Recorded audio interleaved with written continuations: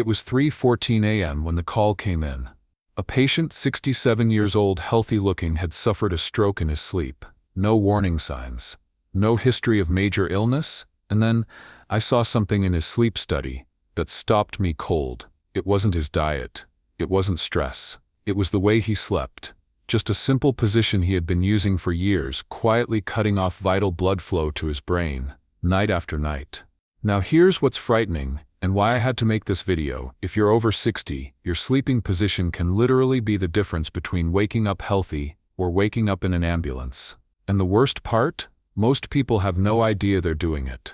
But this isn't about scaring you, it's about empowering you. Because once you understand the science behind this, you can fix it tonight. And by the end of this video, you'll know the one simple change that could protect your brain for years to come. I've been a brain specialist for over 20 years, and in that time I've learned that prevention isn't about massive lifestyle overhauls. It's about small, daily choices. Your sleeping position? It's one of the easiest and most overlooked ways to safeguard your health. Before we dive in, I want you to ask yourself, how did you fall asleep last night? On your back? Your left side? Right side? By the end of this video, you might never choose the same position again. Before we talk about sleeping positions, let's start with the bigger picture. What exactly is a stroke, and why are older adults more at risk? A stroke happens when blood flow to part of your brain is interrupted or reduced. Without blood, brain cells can't get oxygen, and they start to die within minutes. There are two main types: ischemic strokes, caused by a blockage, and hemorrhagic strokes, caused by bleeding. Here's what's important to know. About 80% of strokes are ischemic, and the risk climbs steeply after age 60. That's because our blood vessels naturally stiffen over time, and conditions like high blood pressure, diabetes, or irregular heart rhythms such as atrial fibrillation become more common. Other risk factors include high cholesterol, obesity, smoking, and yes, even untreated sleep disorders like sleep apnea. You might not notice these problems day to day, but they can quietly set the stage for a stroke, especially during the long hours of sleep when your body is supposed to be repairing itself. Now here's where sleep comes into play. Overnight, your blood pressure naturally dips. That's normal, but if your brain's blood supply is already reduced by narrowed arteries or oxygen drops from poor sleep posture, that dip can become dangerous. Understanding stroke risk isn't about living in fear. It's about being informed. And one of the most overlooked factors in stroke prevention is what happens during the 7 or 8 hours you're lying still. That's why your sleeping position matters far more than most people realize. While we're awake, our brains are busy, thinking, processing, reacting. But it's during sleep that the brain does its deepest repair work. This is when your body restores balance, repairs blood vessels, and clears away harmful waste products. One of the most fascinating discoveries in neuroscience is something called the glymphatic system, a kind of cleaning crew for your brain. At night, it flushes out toxins including beta-amyloid, the protein linked to Alzheimer's disease. If your sleep is interrupted or oxygen deprived, this cleaning system doesn't work as well. Quality sleep also regulates your blood pressure, heart rate, and hormone levels, critical factors in preventing strokes. But here's the challenge: as we age, changes in our blood vessels, heart rhythm, and muscle tone can make it harder to maintain healthy circulation during sleep. And that's where sleeping position comes in.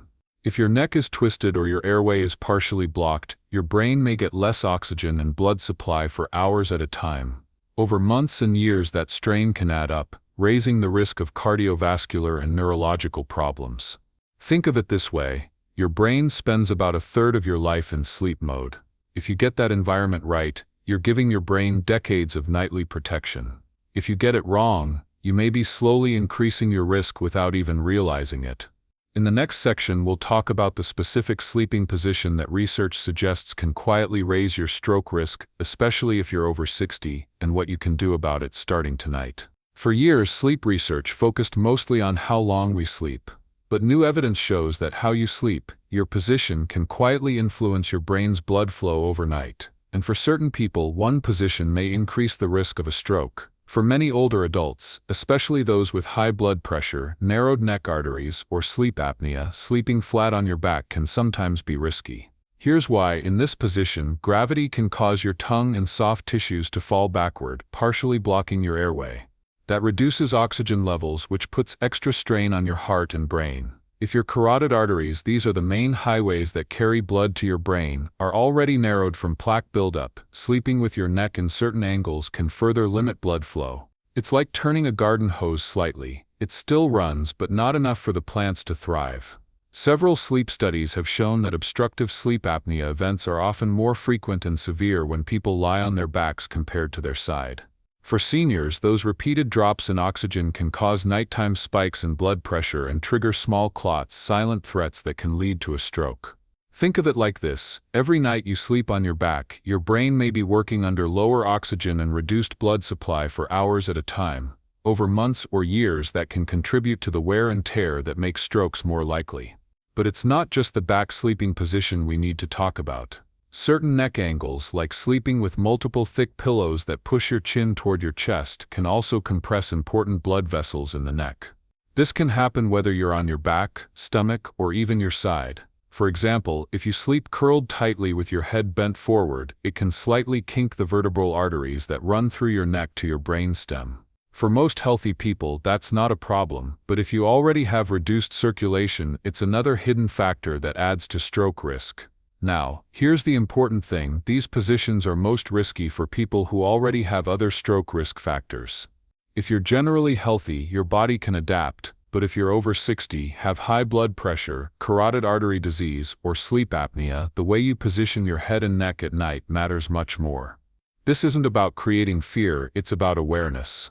And in the next section, I'll explain the science of how blood and oxygen move through your body while you sleep, and how you can adjust your position so you're protecting your brain every single night. To understand why certain sleeping positions can affect your stroke risk, we need to take a quick journey inside your body, specifically to the highways that carry blood to your brain. You have two main sets of blood vessels supplying your brain.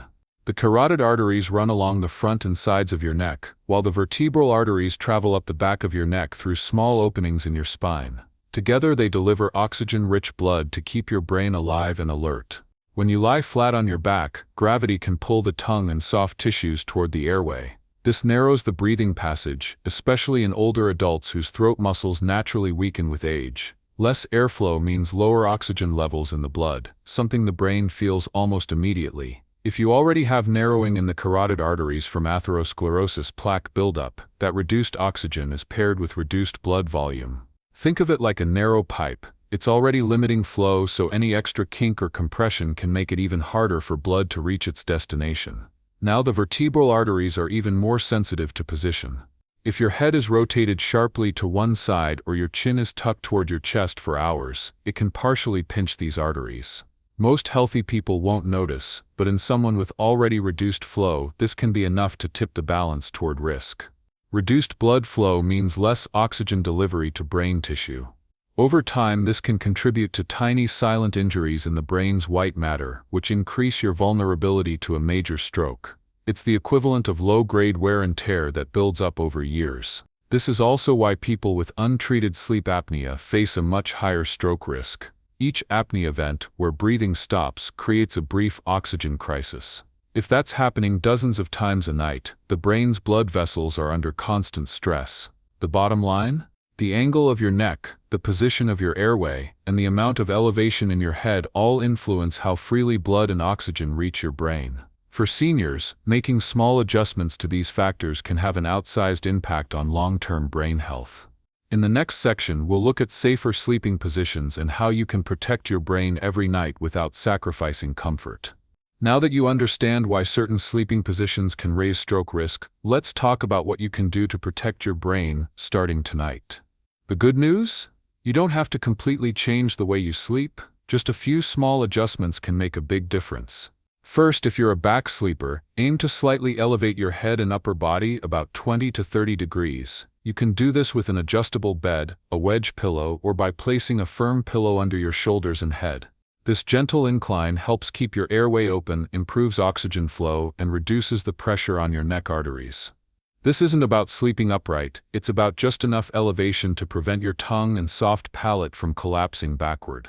If you have sleep apnea, this simple change can dramatically reduce nighttime oxygen drops. If you're able, side sleeping, especially on your left side, can be even better for circulation. For heart patients, left side sleeping may improve blood flow back to the heart. For brain health, it also promotes more effective clearing of toxins through the glymphatic system. Place a pillow between your knees to keep your hips aligned and reduce strain on your lower back. Whatever your position, pay attention to your pillow height. Too high, and your chin tucks toward your chest, potentially compressing neck arteries. Too low, and your head may tilt back uncomfortably, narrowing the airway. For most people, a medium firm pillow that keeps the head aligned with the spine is ideal. Your neck position matters as much as your body position. Aim for a neutral alignment. Your chin should neither be pulled in tightly nor stretched upward. Think of it like keeping a clear highway for blood flow to the brain. If you use a CPAP machine for sleep apnea, combine it with these position adjustments for maximum benefit. And if you don't have a diagnosis but wake up tired, dizzy, or with headaches, ask your doctor whether a sleep study might be right for you. Remember, there's no single perfect position for everyone. The goal is to keep your airway clear, your neck vessels free from compression, and your blood flowing freely all night long. With just a few tweaks, you can sleep comfortably while protecting one of your most vital organs, your brain. In the next section, we'll look at other simple nighttime habits that work together with your sleeping position to dramatically lower your stroke risk. Now, knowing the right sleeping position is just one piece of the puzzle.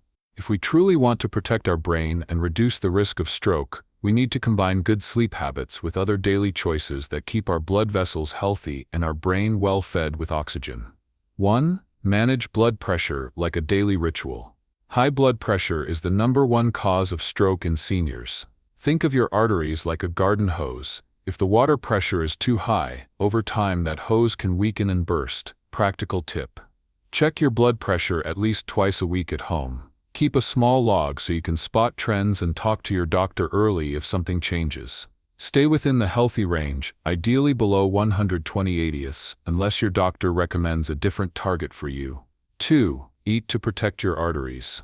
Diet is powerful in stroke prevention. Focus on the MIND diet, a blend of Mediterranean and DASH diets, which emphasizes leafy greens like spinach and kale, rich in vitamin K, good for brain health. Berries for antioxidants. Nuts for healthy fats.